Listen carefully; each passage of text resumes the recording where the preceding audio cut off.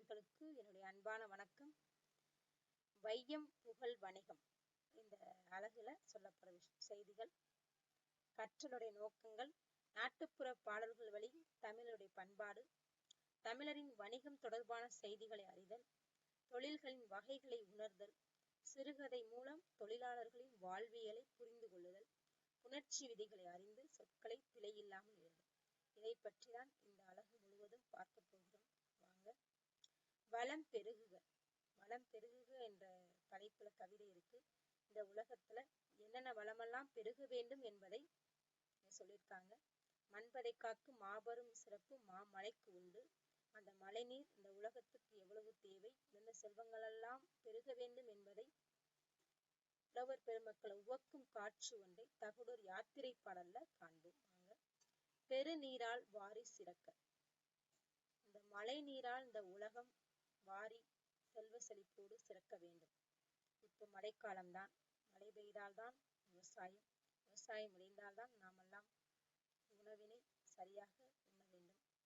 எப்பொழுதும் மழை என்பது ரொம்ப மிக முக்கியமான ஒரு தருணம், மழைக்காலம். இரு நிலத்து இட்ட வித்து எஞ்சாமை நாறுக. இந்த பெருநிலத்து, இருனா பெருமை, அந்த பெரிய நிலத்துல அந்த விதைக்கின்ற விதை எஞ்சாமல், எந்த விதையுமே வீணாகாமல் முளைக்க வேண்டும்.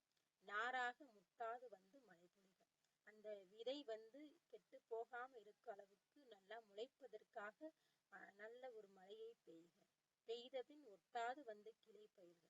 அந்த விதைத்த விதை கிளையாக பயில்க. அந்த கிளை பால்வார் பிரெஞ்சு கதிர் ஏற்கழு செல்வர். அந்த கிளை முழுவதும் கதிரில நெல் மணி நிறைக.